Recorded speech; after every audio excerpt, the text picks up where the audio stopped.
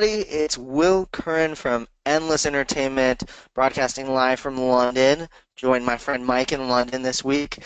Super duper excited to be here and show you some more amazing icons of the events industry. We have a really exciting episode this week talking about engagement and management of events using technology. One of my favorite topics for sure. But before we jump in, we want you to really quickly, before we start the show, hop on Twitter, hop on Facebook, hop on LinkedIn, and we want you to share hashtag event icons with everyone that you know. The more people that we get in this conversation, the better. So if you want to do that, you can just share event-icons.com, and that will share the link and get as many people in here as possible. So you might be wondering, why are we trying to get so many people in here? Well, remember, this is not a normal podcast show or everything. We're 100% live right now. I don't edit this at all. That's one thing. The second thing is it's all about you, the audience. You get to ask the questions. It's not just me, the host, being able to say, hey, Brian, hey, Mike, here's these questions, and you hear this one-way conversation. Nah, that'd be too boring. That's so like 20th century right there. This is live, and this allows you, the audience, to ask the questions throughout the entire show. So throughout the show, use the questions pane over on the right-hand side, or feel free to hop on Twitter with hashtag event icons and ask our amazing icons some amazing questions. Anything you want. Really, the floor is open to you. So hop on there, ask your questions away. And if you're watching the recording right now, you're missing out because you don't get to ask any questions, unfortunately. So tune in next week, and we will be so excited to have you ask some more questions of event icons. So without any further delay, I can't delay this one because I know this is going to be a topic that we're going to go all night with. I want to introduce my amazing guests. First guy, like I said, is from London. So I'm super excited because he understands and has stayed up super late with us. In fact, the cleaners are in the background cleaning up the office right now. We super appreciate it. Mike Piddock, thank you so much for joining. He's the CEO of Glisser. Glisser is actually a really cool technology. I'm going to let him explain a little bit further. But just imagine being able to turn those presentations that you're doing, those normal slideshow presentations, and think, almost, again, like this show, it used to be one-way conversation you had, turning it to a little bit more interactive and a little bit more fun. Also being able to bring in analytics and some data into it. Everybody loves data. So everyone make some noise. Get your hands together for Mike Piddock. Thank you so much for joining us, Mike. Thank you. Cheers, Will. All right, and our second guest, coming a little bit more closer to my home in Phoenix, right over across one state over in San Francisco, is Brian Friedman. Brian is the CEO of Looped. I actually saw Looped for the first time, like we were talking about for this show, in IMEX America in Las Vegas last year, and you were doing the startup competition and got to win an awesome booth. And I'm not going to lie, when I was watching Brian present and put together this awesome technology, I was like, man, why didn't I think of that? He's figured out a way to bridge the offline and the online with events and utilizing wearables to track more data about your attendees. So, we had a couple episodes ago, we did RFIDs, we've done Bluetooth Low Energy before. Brian's going to talk a little bit more about it, I'm sure, a little bit later. But really cool technology, and this company is growing like crazy. So when you need to manage your event and you want to figure out a way to bridge the offline to online, Brian's your man. Everybody welcome Mr. Brian Friedman. Thanks for having me. All right, cool. So I want to jump right into the questions, get the show started so we can get into the audience questions right away. So we'll start off with the first question I ask everybody. What got you into the events industry, and how did you start your company? How did you get into this? Brian, why don't you start us all off? Yeah, sure. So my father, he actually ran a trade show, and I was kind of like his helper. So you could say like the event jack of all trades starting at age 5. And his trade show is focused on retail. And his main event, it was in Chicago, McCormick Place. And then he had another event in Tokyo and another one in London. So going to his event every single year, I understood the value of the exhibitors. A lot of his exhibitors would come to me and be like, well, we're very upset we don't have a lot of leads coming by. And then he'd show them the data and be like, wow, okay, I just went from wanting to leave your event to saying, now I want a larger sponsorship for next year. I also knew the aspect of taking all the swag bags and making sure we had the right t-shirts in them and we're handing them out effectively to all the correct attendees. But really the inception of the event space was the fact that my father had a trade show focus on the retail industry. He was using retail technology in events. And his trade show, Retail Systems, it was one of the first trade shows to use RFID in a lanyard in order to track leads and data for events. So about 2 years ago, actually 3 years now, I went to Draper University. And Draper University, it's an entrepreneurship program run by the venture capitalist Tim Draper in Silicon Valley. And there, late one night, someone showed me a blog post for a product called the Buddy Cup. And the Buddy Cup was a product done by Budweiser where they made these beer glasses which were connected. And when you toast them together, you could exchange Facebook information. And this was really the inception and the genesis of Looped, the fact, how can I connect people very easily while also controlling your online presence? And from there, we knew we had a really interesting idea. I was looking for a large market that needed disruption, where it had technology which was about to shift over. And the technology that my father had been using about 15 years ago, they were still using at all the conferences that I was going to. So that was the first test. The second test was I would ask all the attendees, do you have a business card? And on average, only a quarter of the attendees had a business card. Some of them ran out. It was in their room. And that was a huge shock to me. And then third, the attendees who did have a business card, when you passed it, you really lost that context of where you met them. So at Looped, our goal is to improve social capital, and we want to amplify the value of relationships. And we do that, as Will was saying, through wearable technology and analytics. And I can talk more about that journey as this episode goes on. Awesome, awesome. Well, thank you so much for joining us again, Brian, and super duper cool. So I'm definitely going to want you to talk a little bit later about like how does the technology kind of help with the measuring of the ROI, which we'll talk about in just a second. Mike, hit us with your story. What got you into this crazy industry that we are all in? Okay, so mine's a little bit different. When I left university, I went straight into marketing, and I worked for 12, 13 years in business-to-business marketing. And what I quickly discovered was that events were a big part of what we did. Unlike consumer marketing, business-to-business sales tend to be a longer lead cycle, and that face-to-face piece is really important. And quickly realized it didn't matter what industry I was in, whether it was real estate, telecoms, IT, or finance, which were the 4 industries I went through, events were just really important. And in that same time, I found marketing evolving, and it moved from being just about coloring pencils and parties to being something more data-driven. It suddenly got quite sophisticated, and the whole industry started moving forward. It became digital.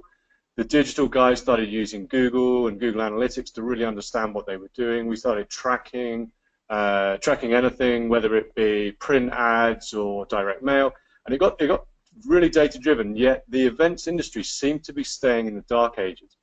And yet events were still taking the largest part of my marketing budget, no matter what I did. And I was really frustrated that I was spending a fortune in this particular area, and my events team couldn't tell me whether we were really getting any value. So I tried fixing that, and I tried fixing it manually. And one of the things that we did was really, double down on feedback and really getting feedback from attendees at events.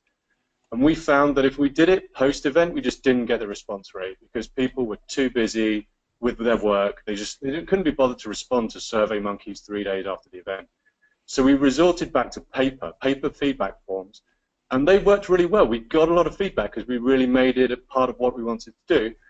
But then I realized that at the end of the year I had 10,000 paper feedback forms. I had to hire 2 interns whose full-time job was to type those paper feedback forms into our CRM system. It took us 400 man days, and I thought this is crazy. So at just a basic level, if we can collect more data live at the event, then we're going to solve that problem. We're going to save time, we're going to save money.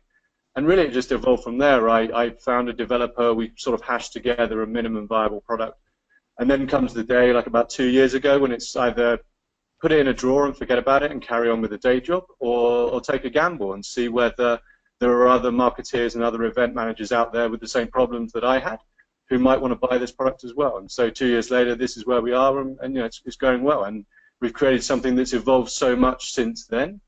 But at its core, it's about collecting data and sharing information whenever people are brought together in a live event. Awesome, awesome. I think what's so exciting about both of you guys is that you guys are figuring out ways to get data faster as well. I mean, there's all this talk of collecting more data, but like you're saying with Mike, is if you send a survey monkey after the event, you aren't getting as much responses and the data is a little stale.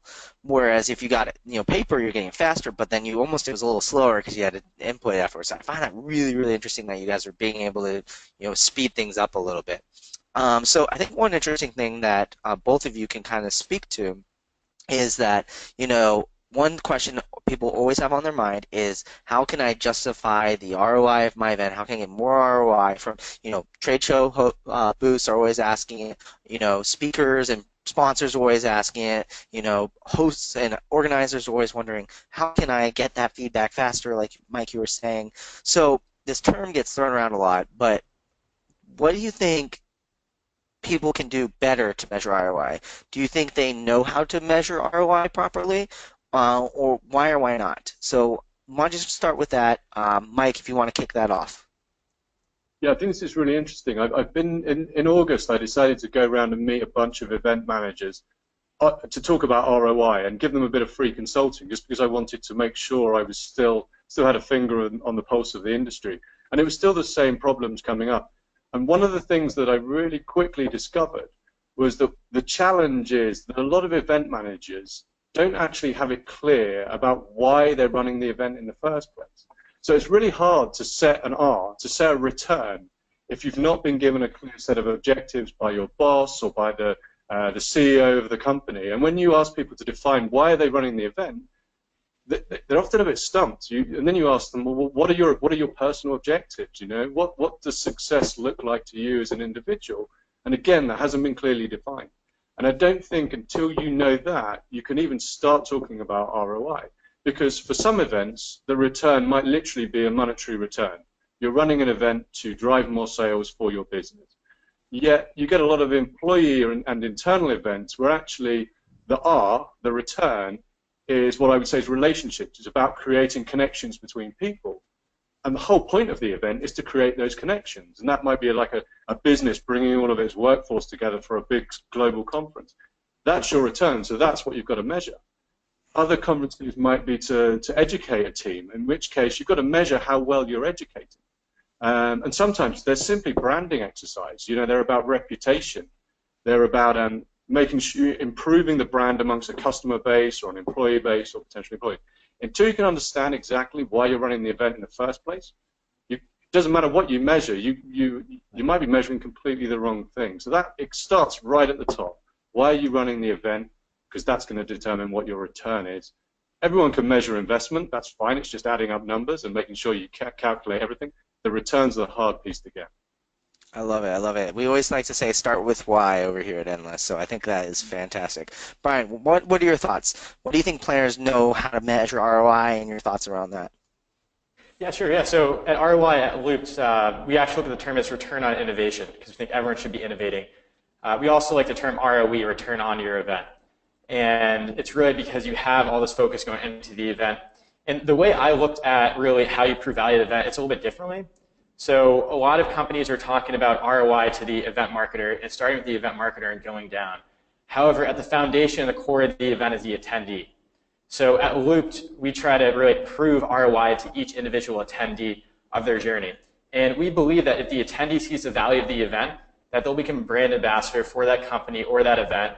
And let's say if their goal is ticket sales or making sure that they have leads who are coming through several times a day, that will help that. And then really the second step is if you have high quality attendees, the exhibitors will be very happy, the partners will be happy because they have high quality leads who are going to their booth, who are spending time there and really capturing information to understand, okay, what's the net promoter score and who's the best person I should talk to in order to drive revenue for a company.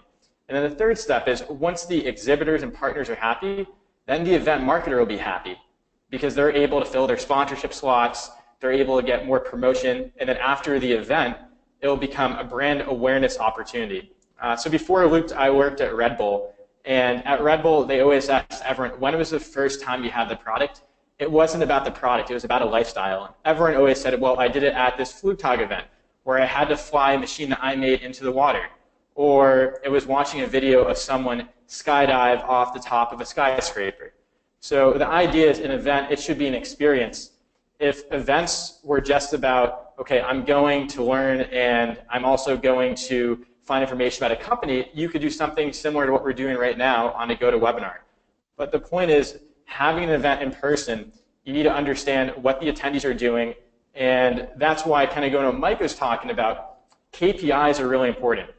So a key performance indicator, it's one single metric. A lot of companies that we talk to, they have a net promoter score, which they have to show to their marketing department. And for us, at the very beginning, we ask it, once again, why are you holding this event? But once they say why, there's several different KPIs you should go for. It could be, okay, we want attendance the first, second, and third day. Or we want 70% of our attendees to spend at least 70% of the time in all the sessions. Or, okay, we want all of our exhibitors to get leads that are about 100 leads and to make sure that each attendee within that 100 lead list is there for at least 60 seconds. So all these convert into different metrics, but you can't choose all of them. So once you've identified what that KPI is, then you can focus on the attendee in order to derive the real ROI at the event. And there's a lot of ways to collect this information, and I agree as Mike was saying, getting timely feedback is really important. So at Looped, one of the features that we have is that we can send an announcement or a survey based on time, location, and demographic to make sure that the second you're leaving a speaker session or an exhibitor booth, you're getting a pop-up on your phone or an email which is really relevant to you so that you can give that timely feedback once you actually remember what's taking place and how your experience was.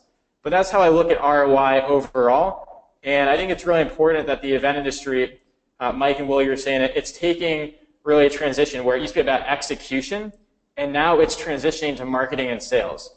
And marketers, they look at really ROI differently. They have a lot of demand generation tools, and now it's time for event marketers to use similar tools so that they understand what's happening at their event. Awesome.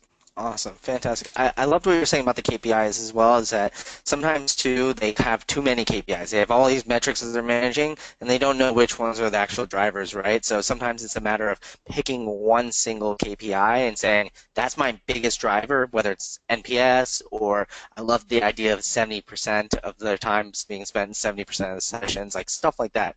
Awesome, awesome. So that's very good. We actually have a question from the audience from Mr. Aaron Kaufman. We actually had Aaron on last week, so coming back to watch another episode. And his question for both of you guys is, do you believe that clients are actually looking for ROI or ROE in monetary terms? Or do you think there's sometimes a non-monetary term as well? Let's start off with Brian. I mean, that's a really good question. I think at the core it is monetary. But that's a byproduct. If you focus on getting purely a monetary return, you're not going to build that brand, and you might have an effective event. However, it's not going to help the company holistically. So I believe first you have to focus on, okay, what is going to bring us a return? What is the goal of the event? And then once you do that, you'll have a monetary return. And an example is, so Google I/O, they sell out immediately every single year. And a lot of the event marketers we talk to, they say, well, I want my event to be at Google I/O. Why doesn't that happen? And the reason is Google, they have this brand awareness.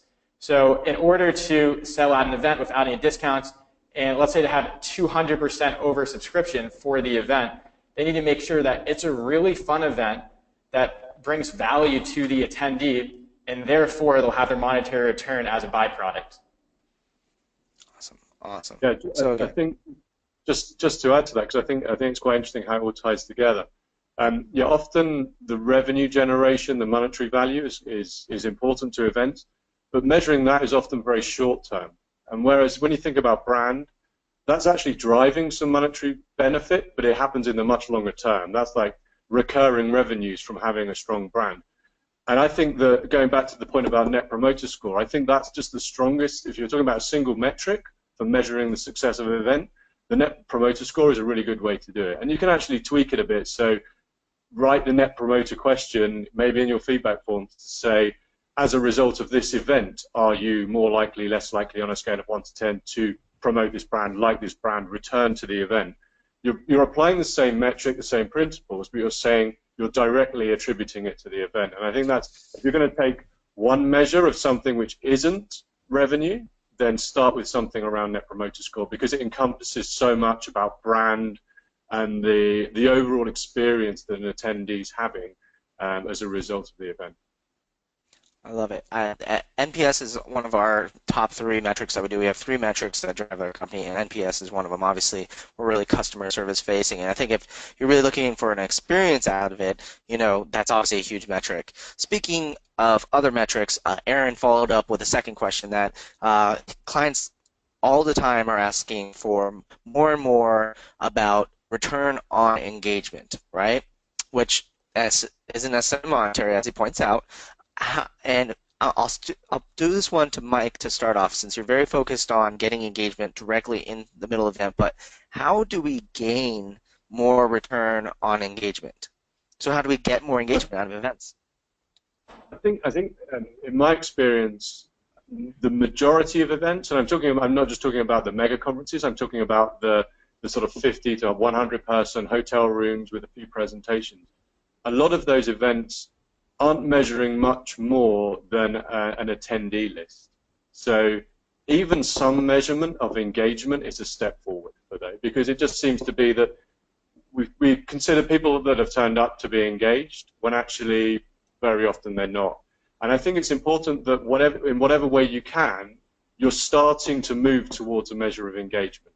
So even if it's just an NPS score at the end of the session, you're not using any feedback forms, using something that just starts to move from were you present to were you engaged and to what degree you were engaged. The next stage is then to plug that into a CRM or a marketing system to say, okay, we're starting to measure these people and say person X is more engaged than person Y.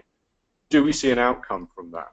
Because that's where you really start to understand whether it's worth engaging them in that way. So you might say, people that attend our events that tweet about our event more are more engaged, but actually, does that produce any benefit? Maybe they're just tweeting to 0 followers and it's really not doing a lot, but they're a squeaky wheel. Whereas you might find that somebody else with a different set of data behind them is actually doing something more valuable to your organization. Maybe somebody using LinkedIn to promote the event in advance is actually driving it. You've got to understand not just that they're engaged, but what are the consequences of that engagement. But I've found that with most organizations, just getting a measure of the engagement in the first place is one step towards that, because you can't do the rest until you've started collecting the right data at your event. I love it. I love it. I appreciate the one-step thing too, as well. Brian, go ahead. What are your thoughts? I think especially, sorry, just one, because we're in the technology industry, we assume that all event organizers are as deep in it and as focused on it and understand it as much as we do. But actually, they've got really busy day jobs, and their day jobs aren't just tech. That's just a fragment of it. And so to really bring them on board with this journey that we've all gone on and we're accelerating through, that one-step thing is really important. Otherwise, we're going to lose event planners, and they're just not going to trust the industry. So we've actually got to take them step by step, lead them small steps of the way, and I think that way the whole industry will move forward. Awesome. Brian, what are your thoughts? How can we get better ROE and return on engagement? Yeah, so as Mike was saying, you really have to focus on the kind of event. So kind of my terminology for events is I like tier 3, tier 2, and tier 1. So tier 3 are these smaller events, usually, let's say, for us, usually under 500, but we'll say for this example, under 100. And when you have a small event like that, it's really about networking the relationships. So it's all about who's connecting and the value of those relationships being formed at the event. Once you go to a tier 2 event, which is a little bit larger, let's say around 1,000 attendees, they might have a few exhibitors, but it's really focused on the networking aspect and making sure they're going to sessions and that they're getting content and really get insights out of those sessions. So really focusing on the networking and the session attendance. Once you focus for a tier 1 event, let's say a Dreamforce, it's about bringing a return of engagement to the exhibitors. So it could be, okay, how many times are attendees going back to this booth? How long are they staying for? For a session, same thing. How long are they staying there for? And how many questions are they responding to? And for networking, how many new connections are they making? And I look at engagement as a way to get to a community. So an event is really the starting point. It's the one reason why we chose events. For sales and marketing, if it's on the marketing side of cold calling and email, the conversion rates aren't that high. However, a face-to-face relationship and connection, it's the highest form of converting a deal. So if you look at an event, that's the first touch point. But how do you really learn more about your community And that's through having these groups of key opinion leaders and brand ambassadors. So I think the best way to really track engagement is, in order to understand what's happening, is to identify those key influencers. And if you have a really strong community afterwards, which is engaging, then you know that you've had the right engagement to connect the right parts of the event during the event while it's taking place. Awesome. So good. So good. Okay, so Mike, you're talking a little bit about one piece that I think is some really interesting controversy among the events industry, is that a lot of times we're so focused, everyone wants to know what the newest apps are and everything like that, and how can I, integrate technology more into my events, and I have two of the most amazing technologies right now with me. So I want to get your guys' opinion on the flip side. You were talking a little bit about how event professionals kind of struggle with technology sometimes. Like you said, hey, sometimes it's not their full-time job to worry about technology. But what are the reasons do you think that planners struggle most when using technology to measure ROI? Is it because it's confusing? What are your thoughts, Brian? Go ahead.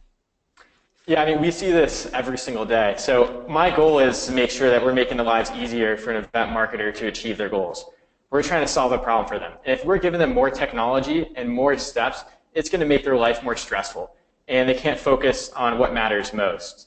So what we see is, usually when they give us their information at the beginning, we're doing an integration beforehand so they don't have to do anything.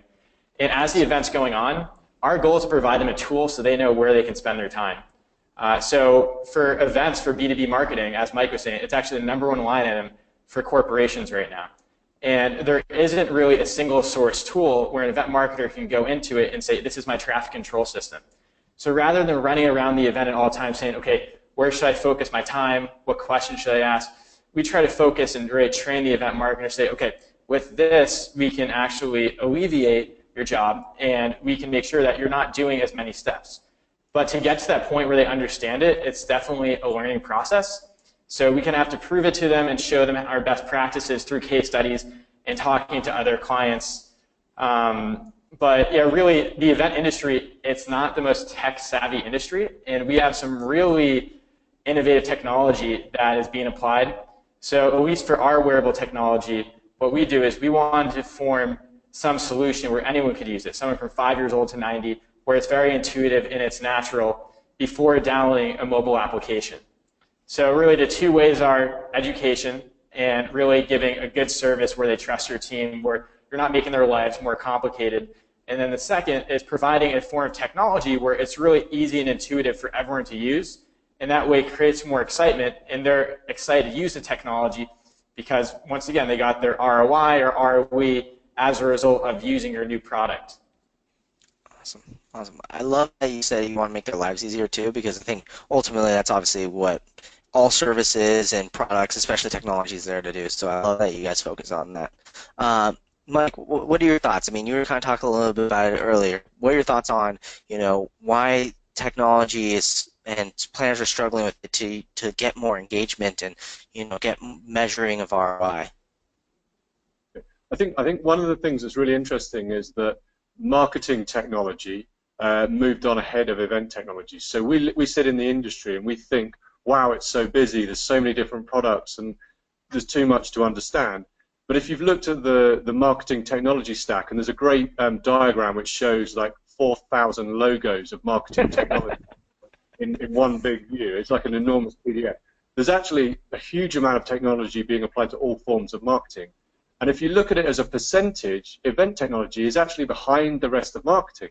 So it's not like there's too much in event technology, it's just lagging slightly.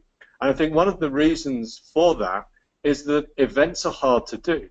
And event technology is hard to do because there are so many unpredictable elements with live events. You're dealing with different venues all the time, you're dealing with real people moving around a venue, you're dealing with crazy Wi-Fi, which can be good, bad, indifferent.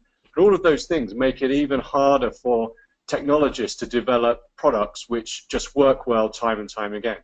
And so taking that and then combining it with an industry which is very much about the sort of swan approach. So even though you might be paddling super hard under the water, you've got to come across as an event manager as the pristine swan above the water.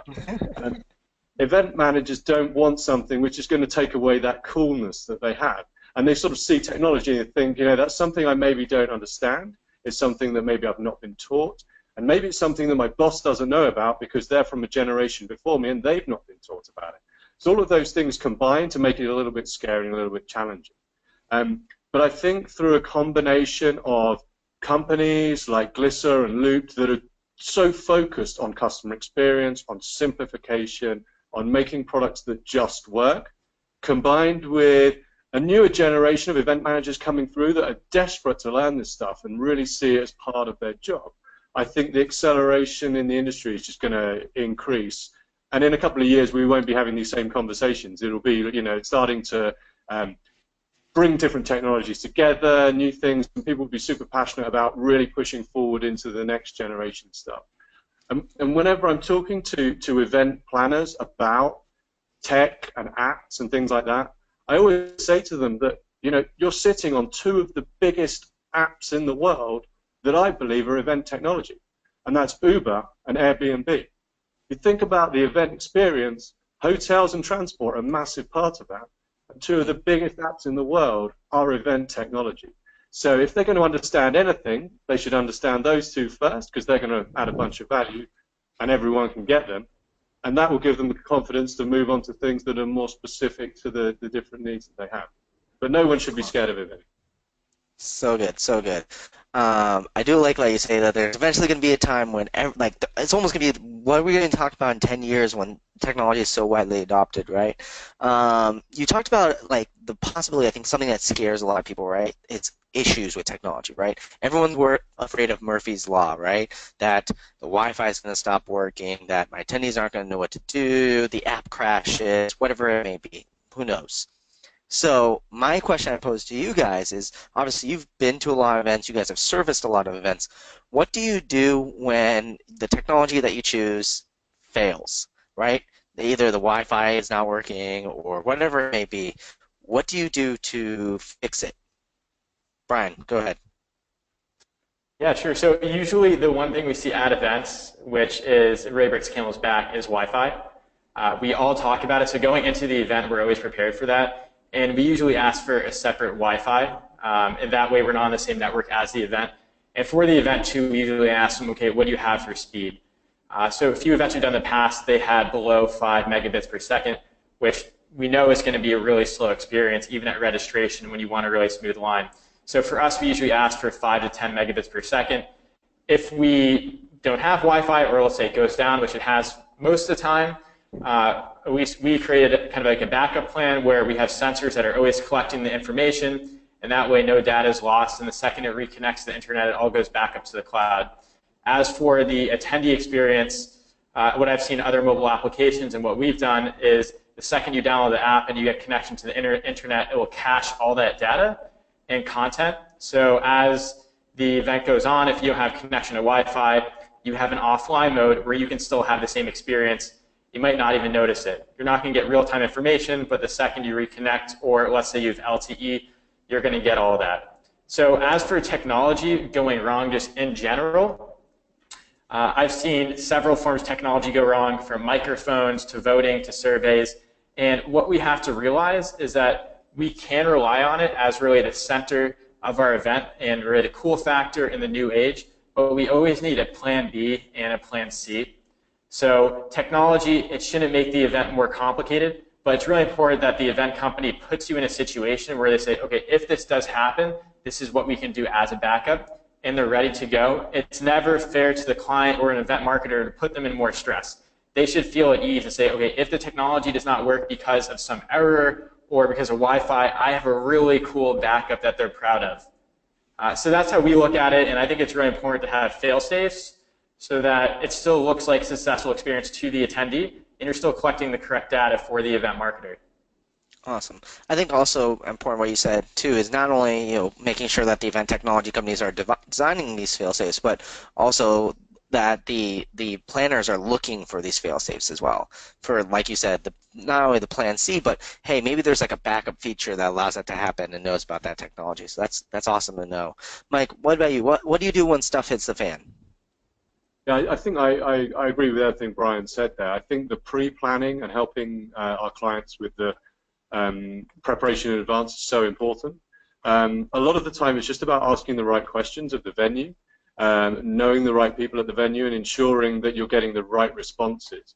And I think that there's still a situation where a number of venues kind of don't necessarily give the right answers back. You know, if you ask a venue about the size of the rooms or the food, they can go into it in great detail, but once you start diving into the IT setup, you don't get quite the same responses. And I think what we try and do on the event planner with the right questions to ask, so that the venues know that they're serious and know that this is going to be a hot topic. Because actually these are technical problems which to a certain extent can be solved in advance if you plan properly. I agree you absolutely need fail-safes. And one of the things that we offer is that, you know, if the Wi-Fi goes down so that it means that devices aren't sharing data with our presentation, the presentation will still stay live. So in a sense, it still looks like the original PowerPoint that was being presented. So you haven't really lost anything there for the moments that perhaps the Wi-Fi goes down. But we're definitely seeing an improvement generally in the quality of Wi-Fi at venues and a greater importance placed upon it. And I think that's really important because, again, you know, the rate of improvement in a couple of years, hopefully we're not having these discussions anymore, because, you know, we've got to accept that when we're booking events, booking venues, that the technology and the IT and the connectivity is really important, whether you're using event technology or whether you're simply trying to provide an experience for your attendees, which is the same experience they would have in the office or at home. And that's that they want connectivity, they want to be able to check email, they might want to go on Facebook. That's kind of an expectation now, and it's no longer a motivating factor, that's a hygiene factor for the industry. So the desire to improve technology and get it up to a certain level should be standard. And we think that if we're arming the event planners with the right questions, that will improve their events irrespective of whether they're using our event technology or anything. And I think it's important that as an industry we continue to push that so that we can move forward. But I agree, always have a plan B, have a plan C. You know, AV systems have been failing since day dot. Hey, don't blame the AV guys. And even things like webinars. I mean, the number of times that you go on these webinars or you know, conference calls, and there's still technical problems, and it's about preparation, if possible, the night before, because if you can check everything the night before, there's a good chance it's going to be fine on the day. So it's preparation planning, all the good things which event planners do day in, day out for every other part of the event. You just have to apply the same logic to technology. I love it. I love it. So good. Yeah, I mean, like, I think that's something as an AV guy that we're always used to. Always have that plan C, that plan like Z, actually, because like you know nothing's gonna work quite right. So I love it. I love it. So, man, we have a ton of questions to go through on here. So I think one thing that that we kind of talked about is, you know, sometimes that planners come in and they don't quite have, you know, the biggest technical know-how, right? Whether it's, hey, they were just they didn't start with the iPhones, right? Like I remember when I graduated high school and I got to college, I got the iPhone 3GS and I was like so excited to have it, you know, streaming down internet down the road, listening to internet radio while driving. I was so excited, and you know, grew up on PDAs and laptops and computers, so it's always come like second nature to me, right? But there's some people out there that, hey, you know, they may have preferred to not be on the computer 24/7 like I was, right? So they don't prefer technology. So how would you guys say is the best way for a non-techie person to get started and get comfortable using event technology in their events? Mike, you want to kick it off? Yeah, well, I think, I mean, if you speak to any of the event technology companies, they're so passionate about training and teaching, consulting with event planners. And we're not an industry that's about heavy sales and pushing our products all the time. What we're trying to do as an industry as a whole is to educate and help. And there's just a plethora of knowledge in all of the people that are creating this stuff, which they'll give to you freely. So I think for event planners, it's about understanding what's there in the market, asking the difficult questions to us, you know, challenge us, and talk about scenarios that worry you as an event planner and how we'd solve them, or challenges you have within your business and how we can use technology to solve them. Drain us of our knowledge, because we're here to help and we're all passionate about moving the industry forward. That's the easiest way. You'll learn more from chatting to a few event tech CEOs over a few days, maybe one of the events, than you will reading a bunch of books. You know, we'll tell you the inside stuff. Awesome. I think that's really important too, because a lot of times when you don't know technology, right, you're a little embarrassed, right? When you don't know something, you kind of want to have this prideful saying, hey, you know what? I don't like. I'll learn it on my own. But I've always seen that the people that know the most are, yeah, the ones who just ask the questions and then dive in there. Hey, I don't know what Snapchat is. Like, can you show me how to use Snapchat? And they'll show you everything on how to use it, right? So I appreciate that so much, Mike. Brian, want to hit it with us? Yeah, no, I completely agree about training, consulting, the support. It's really important for technology companies to have a foundation so that once they scale, they can still have the same level of success with their clients. So it's really important to use tools such as Zendesk or Outreach. And through those different kind of tools, or even Intercom.io, they can chat with you while they're in the tool. So if they're confused, immediately they can talk to you. You can help them out. You can show them how to use it. Another really important step is, if you're not in person, to show them the product, making sure that you have every single step of the product explained. And that can be done through gamification, where it's very fun and it's very guided, where one step of the way, they have to figure out, okay, this is how I use the feature. Then it goes on to the next, then it goes on to the next.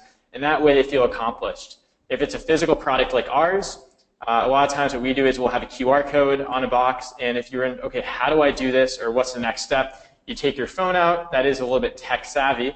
But if you have a really simple application, scan the QR code and it will pop up a video. It says, here's how to do it. I'm here to help. And then really lastly, if you can't be there in person, having a way to video chat like we're talking right now, where saying, okay, I'm going to share my screen. This is how you do it. And then the most ideal scenario is that you're on site, you're showing the client, here's how to be a champion at our product. Here's how to be awesome at it. And we're trying to make sure that we're setting them up for success. As Mike was saying, technology, we're trying to support them, we're trying to promote it. We want them to feel really confident to the point where they go to a new event and they say, well, actually, let me teach you how to do it. And once attendees and event marketers are teaching each other how to use the product, that means they're a champion at your product, and they're also helping promote, this is how to effectively use it, and that's how you identify best practices. But at the end of the day, it's all about support. It's unlike other industries where you have technology scaled out completely. There's still this human touch and this element about relationships. So there are technology companies which are more outbound sales focused, where high volume calls and emails. But at the end of the day, even if you have that model, you got to make sure that you build a customer support and knowledge model where you have a university and it gives the event marketer the opportunity to become a champion at your product. Awesome. I thought it was interesting, too, how you gave the perspective of what event companies need to do for planners as well. And also, so then planners also know and expect those certain things as well. I think the video chat element that you talked about was really, really interesting. Obviously, like, in person's ideal, and everyone's used to. So now people are getting used to chatting with people and doing phone support. But one of my favorite pieces of technology is the August lock. It's an automated lock for your front door. And recently, mine stopped working, and I had issues with it right before I left for my Europe trip. And they said, "Oh, that's really weird that that's working. Can you video chat?" And they give you a Skype name. You call them, and you're literally Skyping on your phone, looking at the lock, and he's looking at it. We found out it's this little piece broken. Boom, they sent me a new one, good to go. And something that would have been so hard to do if it had been, a phone call or a chat, like explaining that little piece of plastic, he would never figure that out unless he had seen it when we showed the video camera up to him. So really, really awesome. So expect that, event planners. You definitely want that. So going back to, the needs of event profs and event planners, what do you guys do to stay ahead of what they're looking for? Obviously, technology is changing really fast. Needs are changing very fast. How do you guys stay ahead of their needs and, from a technology standpoint, always delivering them that next step and that thing that they sometimes didn't even think about? Brian, you want to go with it first? Yeah, sure. So kind of like my background, studying material science and engineering, one of my goals was looking for other materials used in different industries for new applications. So for example, let's say I wanted to make a snowboard. The way the snowboard company would work up, they'd call DuPont and say, okay, hey, we're looking for a material which is flexible, however, it's sturdy enough for this condition. And DuPont would look in their big book and say, okay, we're going to go with material 1250. However, there could be a material, let's say, used in plumbing or a different industry, which is actually more applicable than that categorized material. So in the event space, I look at it the same exact way. So with us, one of the reasons we're based in San Francisco and Silicon Valley is that we want to be immersed in all this technology, and we try to be up to date in all the latest technology that's taken place in all these other industries and understand how in a really simple format we can apply it to the events industry. So that's the first way. Another way is we're always going to events. So we'll be at IMEX, we go to Event Tech, we go to BizBash, we go to all these other events where we're learning best practices from agencies, and we're also talking to event marketers from other regions of the world where they have different styles and different technology which they're used to. So through being really immersed in person and being immersed in technology in general, that's how we're able to understand, okay, here's what's going to take place in the future. And going back to my father's trade show, the way he was able to understand what the trends were was by talking to enough thought leaders and key influencers. He was able to see trends. So really making sure that you're tied to the right networks. And as you said, discussing, okay, here is the future of this or that at a small dinner table because it's a smaller event, that's really important. So event marketers, it's really important to have a nice roadshow environment of high quality attendees, but as an event technologist, that's also important as well. They always say that you're the average of the 5 closest people to you, right? So I definitely surrounding yourself with great people is very important. Mike, what are your thoughts? Yeah, I think that's interesting. We sort of see it from two perspectives. One, we're definitely getting that customer feedback thing. So by doing so many events and listening to our customers and going out to them and asking them what they want next, and also their audiences and seeing how the audiences are using the product and trying to refine it based upon that. That's clearly a big thing about what we do. And we've got a long list of, I can't remember, it's probably about 140 days of work minimum that's already on our list just from customer ideas that we're developing out, and we're ranking them, we're having our customers help us rank them, and then we're delivering. That's one thing that's great because it means you're really listening to your customer needs and trying to evolve the product accordingly. But at the same time, there are things that your customers might not even be thinking about that are so far down the line, so far out there, and you have to keep an eye on those things as well. Otherwise, you're always just going to be iterating and never really going for the kind of moonshot idea. And we're fortunate enough to be working with Microsoft and IBM on a couple of projects where we're really looking into some of the technology that they have, the real advanced technology, and working with them and using that and understanding how we can incorporate that into our product in order to deliver some features which our customers won't have thought about and we can't even talk about yet because they're the really big exciting things that could move the needle and revolutionize the product rather than just evolve it. So as a business and as a relatively small organization, it's about balancing those two things because customers come first, but at the same time we want to keep evolving on some really cool ideas that we think, when we bring them to market, are just going to make so many people smile. Awesome.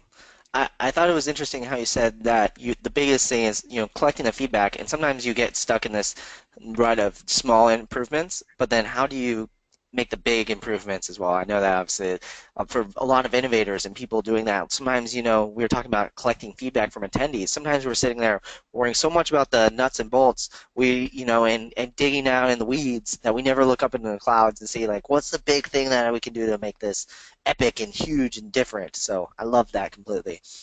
So we got a couple more minutes left, so I got a couple more questions for you guys. So we got a question, which is, what is your personal favorite app or piece of technology that you use and why? So feel free to start us off, Brian.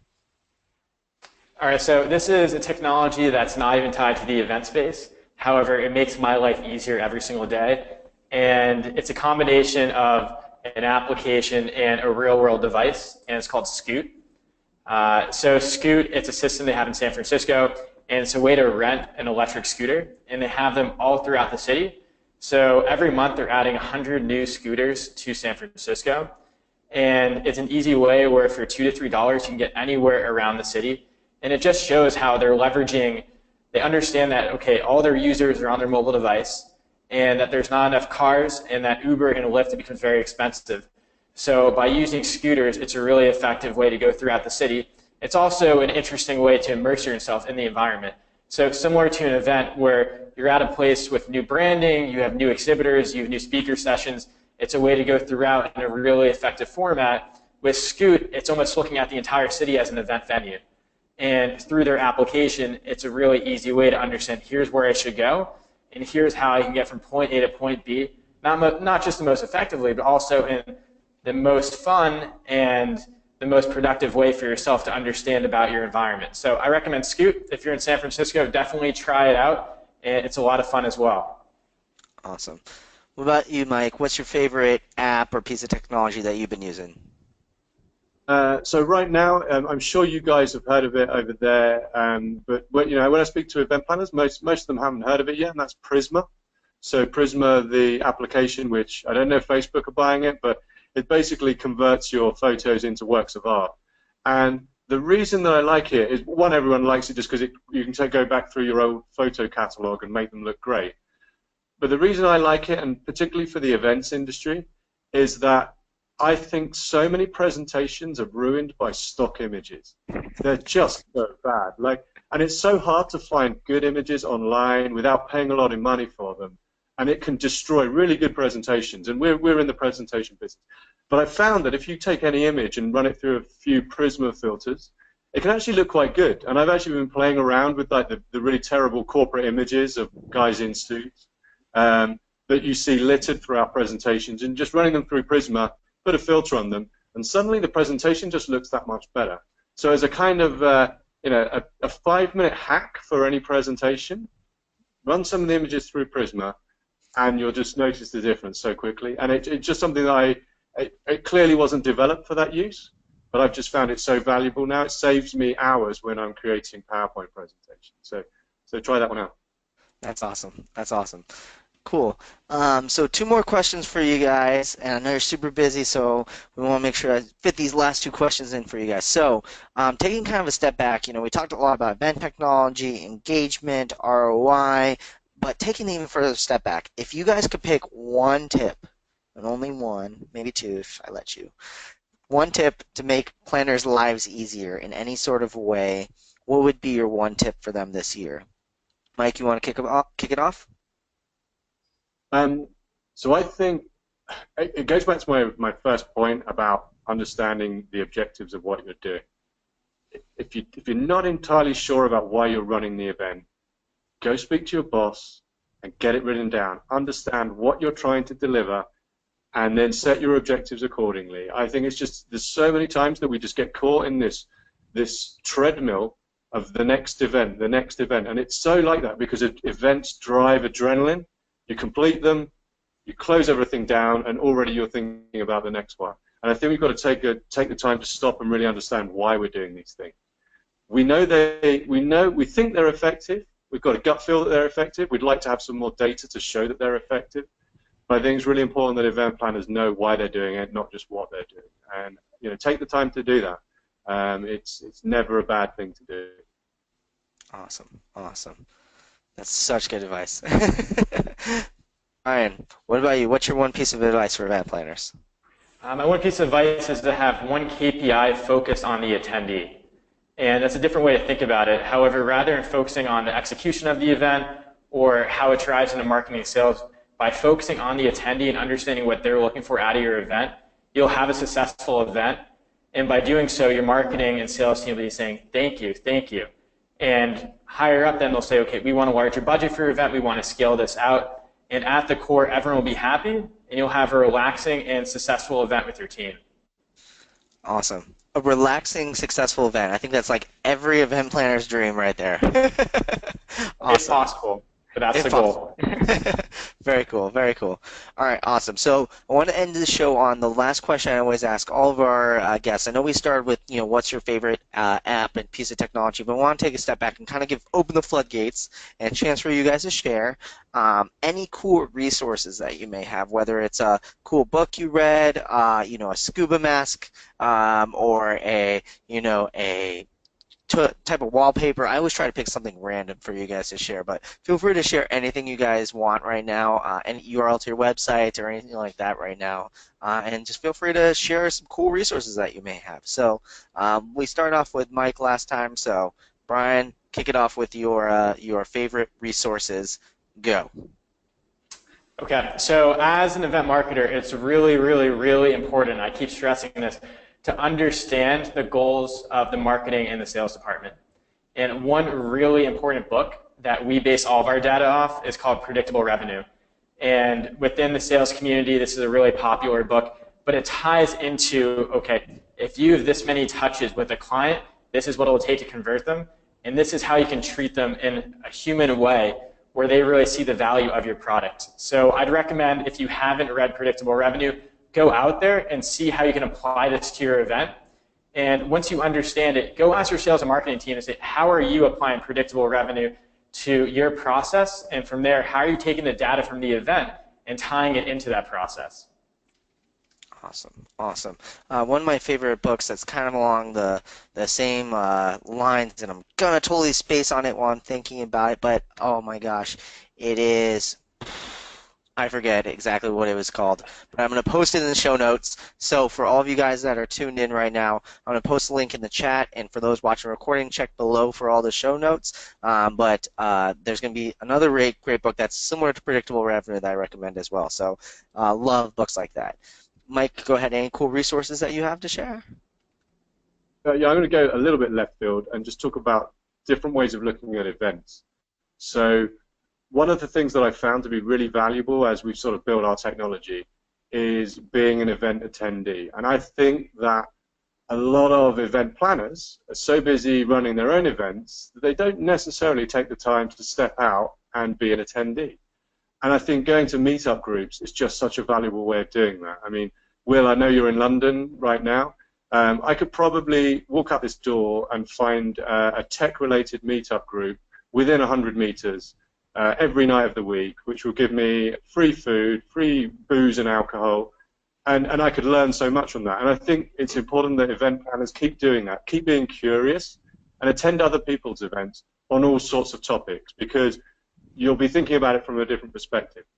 And then the second thing, which I think you'll appreciate as well, Will, is spend some time maybe at an event just sitting with the AV desk the entire time.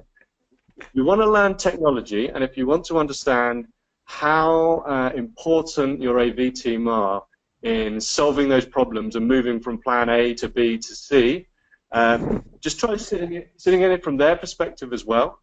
Maybe not your own event, so you can actually see the things that they're dealing with. With Glisser, we spend a lot of time with AV teams, and those guys are pulling people out of scrapes all the time. And I think you can learn a lot from just sitting the other side of that desk. So that's kind of two things kind of related. For me, they're the best resources. Just flip your perspective on events and see what everyone else is seeing, and you'll learn so much from doing that. And a lot of people just don't take the time to see it that way. Awesome. I'll pay you the $50 later for that. Mike, just so people have a good idea, like, where do you recommend that people find these meetups to go around and find them? Is it, do you recommend the meetups.com, or are is there another resource that you would have for finding these sort of meetups? I think meetups is a great place to start. I mean, it tends to be city or country specific. So certainly in London, there's a whole bunch of startup events. I'm sure in San Francisco it's exactly the same. And I think once you network into the first one, you get introductions into the next one, and they're super valuable. But meetups.com, there's a bunch of mailing lists that you can follow on different topics, and they can be all sorts of things. There's meetups in London that are just walks around the city and different venues and things like that. And it's the resources. I'll drop some resources in the links as well. Awesome. Awesome. Very cool. Well, one resource that I have for you guys, I always try to share resources with you guys, is that we're talking a lot about technology, and I think one of the things that we got to is as technology is becoming more and more apparent, right? We talked about how marketing is a little bit ahead of events right now. I think one of the things we're going to start to see soon is a need for integration amongst all the tools. And I think that obviously in marketing and a lot of other places, it's a lot more common, right? To see, hey, connect my MailChimp to my CRM, which then connects to, my payment system, that connects to QuickBooks, everything like that. Well, if you're looking for a way to connect everything together, I recommend a really awesome tool called Zapier. It's Zapier, and you can do some really cool things with it. So, for example, we set it up that whenever someone comes into our Slack group and to chat, we actually set it to post a Giphy and say, welcome that person, automatically. So it's a great way to not only do fun, novel things like that, but also set it up, for example, we set it so whenever someone for example, requests a quote on our website, it does a couple actions automatically, puts them in the CRM, adds them to this, adds them to that, does this, notifies the salesperson. So if you want to automate things and integrate tools together, Zapier is really awesome. And then if you're looking for a more personal side, if this, then that, or IFTT, IFTTT, I think, or double T, one of the things. If you type it in, it'll pop up. But check those out, help you integrate some tools and everything like that. And I know that Brian and Mike have done some great jobs integrating their tools into a lot of things as well. So definitely yay for integrations. So, all right. Well, that's going to wrap it up. Time is up. I'm looking right at the clock right now. Another hour has passed so quickly on our Wednesday evening over here in London and San Francisco. So I have to put a huge, huge, huge thank you to Brian and Mike for joining us today. If you guys could all give them a virtual round of applause. You guys are so awesome. And thank you guys so much for joining us today. Thank you. Yeah, no, thank you. Awesome. Well, all you guys tuned in, you're not going to want to miss out. Next week, we're going to be doing another live episode of Event Icons, so be sure to tune in. If you are watching this live right now, don't worry. We're going to send you an email reminder so you can tune right on in an hour before. We'll be really excited to see you there as well. If you aren't tuning live and you want to catch us live next time, just head over to event-icons.com and subscribe, so then that way you can watch live and ask questions today like our lovely audience did. So that is all for this week, and we will see you guys all next week on #EventIcons. I'm Will, and goodbye.